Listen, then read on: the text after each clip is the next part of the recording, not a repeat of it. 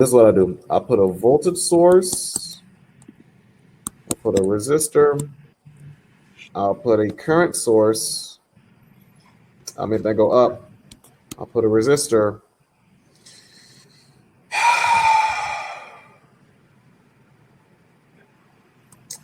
Then I'll put another current source. And I'll have this one go down. And I'll put resistors at the bottom. Yeah, that's good. So that's going to be our circuit. Make some sense? Mm-hmm. And I'll say this is 10 volts. I'll say this is, I don't know, 1 amp. I need dark blue. 1 amp. I'll say this is 2 amps. I'll say this is 3, 6, 4, and 8, whatever. Bam. And so what we'll do is we're going to solve for, let's level up. We're going to solve for the power on this guy. So we'll really do this. We'll really work it. We'll solve for the power on the 4 ohm. Okay. Okay. All right. Boom. Step 1. Label voltages and loops. So we'll do what I'll do actually, I'll do my loops first so that my voltages can correspond to my loops. So I'm going to say this is 2, so I'll make it go like that. And then I'll assume that this 10 volts overpowers the 1 amp, so I'll do it like that. Make some sense? Mm-hmm. All right, cool. So I did that. Actually, you know what? I'll do it in reverse. I'll do it like this. I want you to see something. I'll do it just like this. All right? So we have that.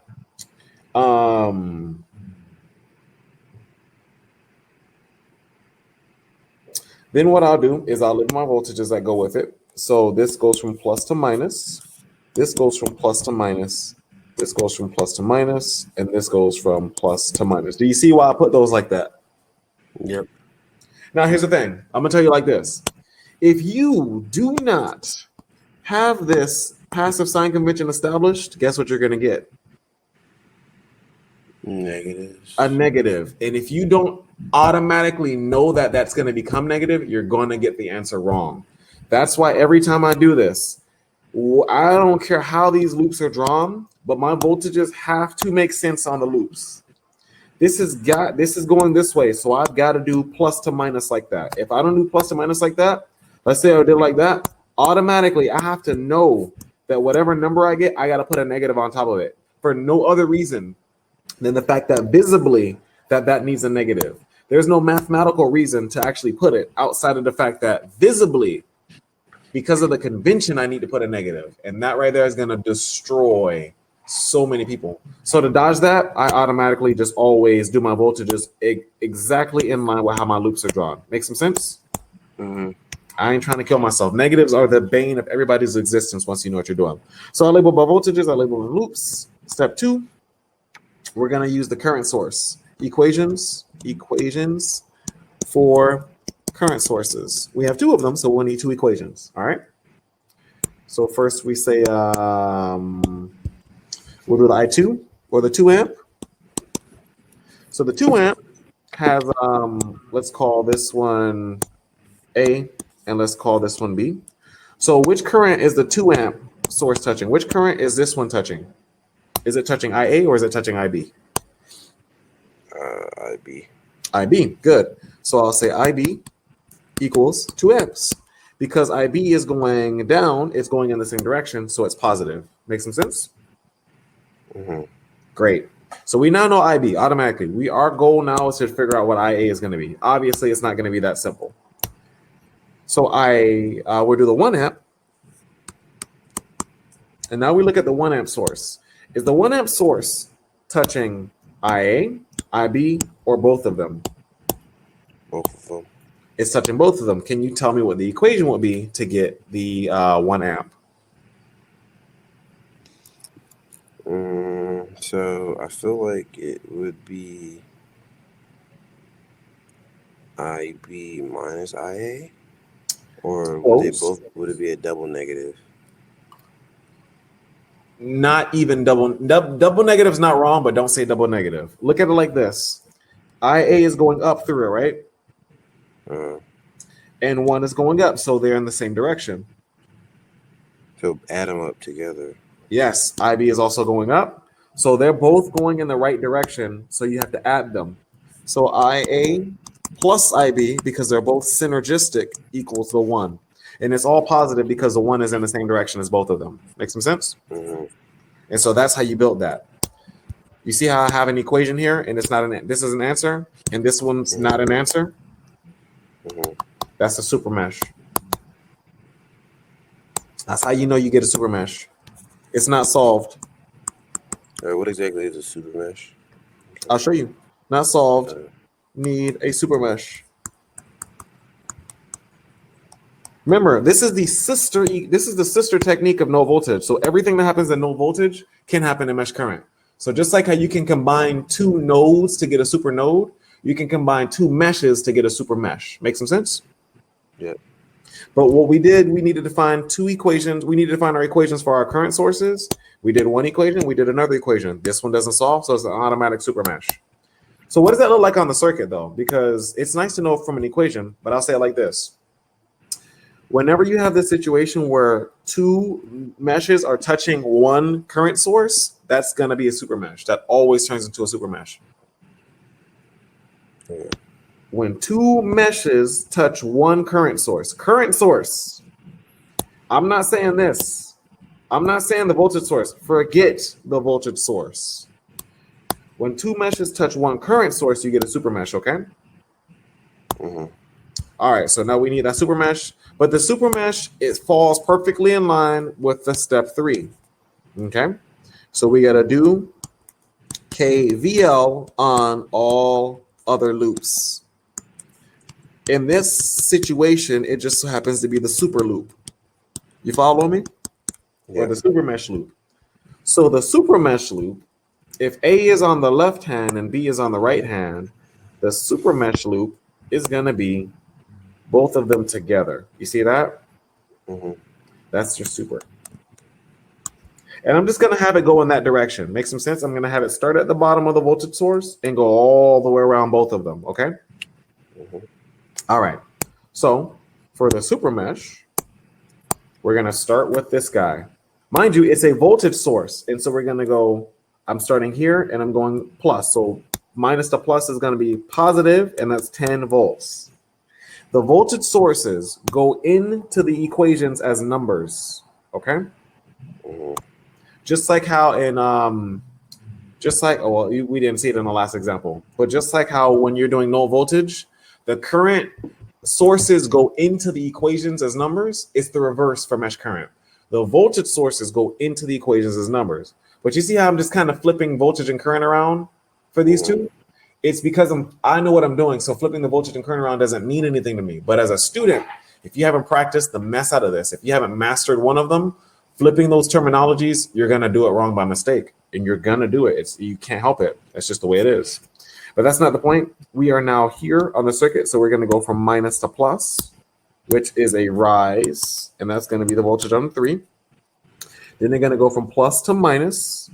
That's going to be a fall of the voltage on 6. Make some sense?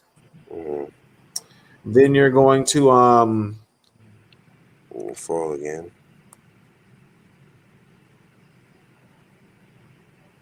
Hold on. So I just got a real bad brain for it. Hold on. I'm sorry.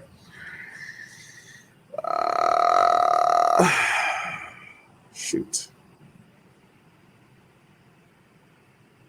See, because we can't just neglect this guy. That's the problem. We can't just neglect him.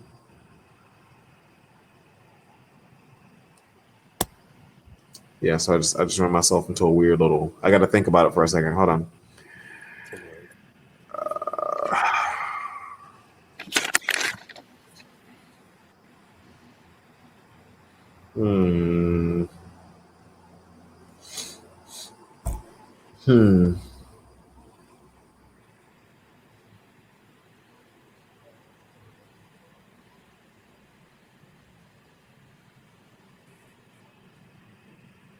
Oh, I see what happened here. I know what's happening here. I know why it's doing that. I actually don't need a super mesh. And I'll show you why. The super mesh is actually going to break apart. What I'll do is I'll show you what it would look like though. With this, you can't just skip over an element like that. I have to label it. I have to put plus to minus there, and I'll call it the V source. And I actually would have to write that in. And I have to say minus the voltage on the source. I'd have to do that. And so what I'll do is I actually solve for that real quick.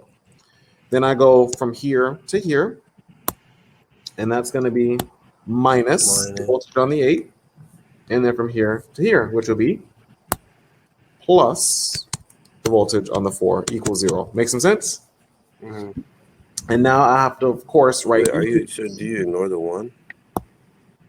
I went around it.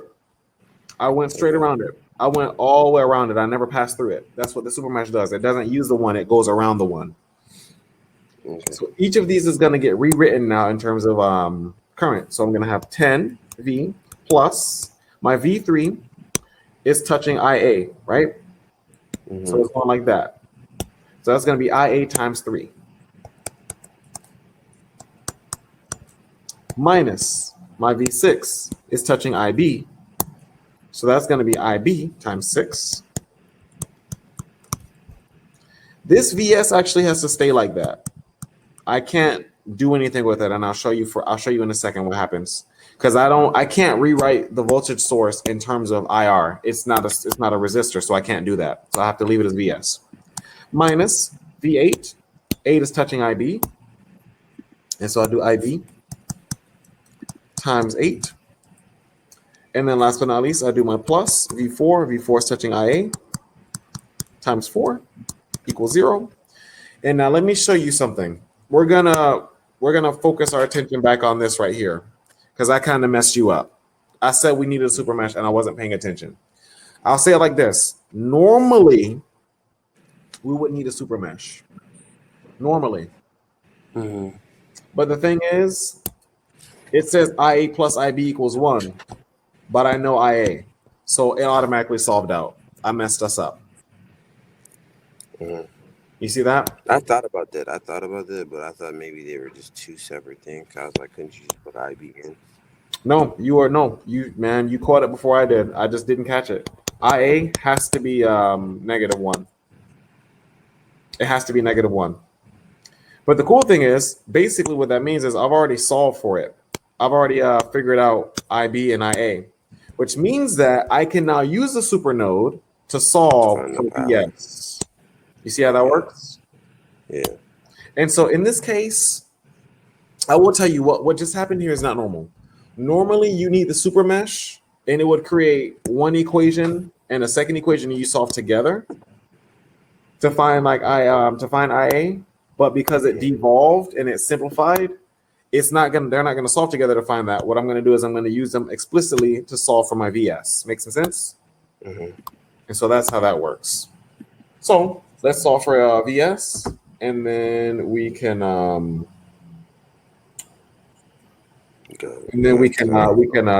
ride. So we got 10 plus IA is -1, so that'd be -3. IB is +2, so that'd be -12 minus VS. IB is +2, so that'd be 16, but negative. IA is negative, and that'd be 4 equals 0. Then we got 10 minus 3 is 7. Minus 12 is going to be -5. Minus 16 is going to be -21. -25 equals VS. Okay? Mm-hmm. And so now I actually just kind of randomly and haphazardly, I just solved for the voltage of the source. But this is actually really good because I hadn't thought about doing this for you, this type of problem, where you actually, because it's very, very, very feasible to say, find the voltage on the source, on the current source. You don't have an equation for a current source, but you do have KVL and KCL. Does that make some sense? Yeah. All right, great. So now let's find the power on the 4. The power on the 4 is I times R. I'm sorry, I times V. Or you could use I squared times by R, which is what we're gonna do, because I have a life. Mm-hmm. Actually, you know what? I'll do the I times V. I'll do the I times V. Is I times V, and this is what we'll do. We know I equals IA, which is gonna be -1, right? Mm-hmm. But the V, that's okay. I Yeah, don't right. know V explicitly, but I can generate V. How would I build the expression to find that voltage right there? That's my question. How would I build the expression to find this voltage? Think about it. We've Mm, already kind of done it. I just want you to think about it. how'd you build that expression for that? I mean, Yeah. so if we have it being I times V,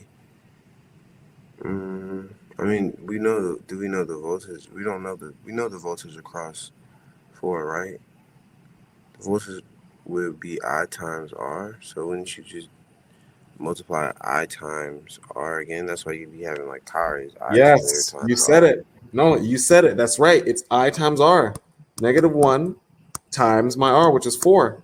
Exactly. That was perfect. And so your watts are going to be 4. You got it. You got it. And that's perfect. I wanted you to think about it. You thought about it. You got your answer, and we're golden. Make some sense?